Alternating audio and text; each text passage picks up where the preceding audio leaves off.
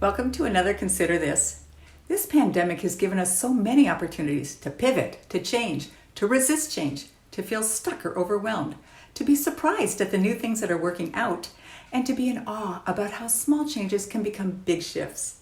Want to foster a culture that is open to regularly eliminating bottlenecks and barriers to change? Here's an approach to consider. Foster a practice of continuous small changes and call them experiments. I find the idea of experimenting so much more interesting, energizing, cheaper, faster, and innovative than figuring out and following a plan, especially now when so much remains uncertain. With an experimental mindset, you get to dream up a better outcome, design an experiment with a short time frame, test whether or not your experiment is moving you towards the better outcome, learn from it, and iterate quickly. Consider applying the notion of experimentation to your leadership. Here are some examples. Too many leaders would rather stick a hot poker in their eye than initiate a difficult conversation. First, consider the better outcome you want. Say you want Cindy to have a can-do attitude for prospecting so she can increase her pipeline. You've avoided the conversation because maybe you're uncomfortable with dealing with other people's emotions and you're worried about her reaction. Your experiment is to test whether your worries are accurate or whether something else happens, and then to gather ideas for moving towards rather than away from difficult conversations. Another story. A leader of a software company noticed new releases often had bugs. They brought out new releases every 2 weeks. A better outcome is no bugs, so the leader experimented.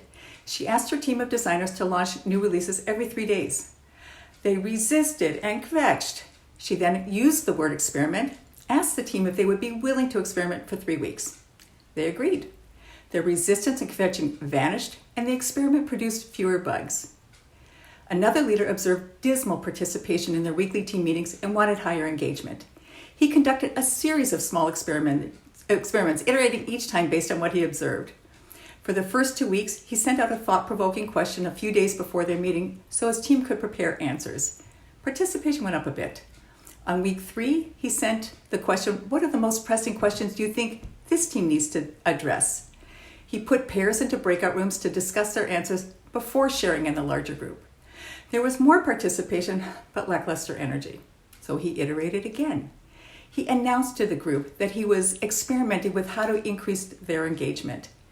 Then he paired people up and assigned each pair a meeting where they would teach the group something that could address one of their most pressing questions. Engagement and participation improved significantly, as have their sales. One last story. I'm on a not-for-profit board.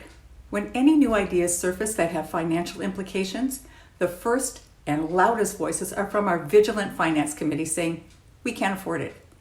This kills any kind of meaningful conversation and stifles innovation. A better outcome is wrestling with the issue first to see if it makes sense, and if it does, then let's discuss it and get creative about how to fund it. Our experiment about addressing financial concerns at the end of the conversation rather than at the beginning is working. We're becoming more innovative and daring. Experimentation relies on the belief that improvement is an incremental series of small steps. And because the experimental framework itself suggests that we don't know the outcome in advance of the experiment, we need to be more open and more willing to try new ways of doing things. So through your commitment to experimentation and to using the word experiment to try new things, you can lead your organization to improve and be their best selves without having to aim for this stratosphere. So start experimenting now. You can do it. And one more thing, we have lots of great information and free tools for leaders and their teams on both our websites, saleswise.ca and saleswiseacademy.com. I invite you to check it out. Thanks for watching. Bye for now.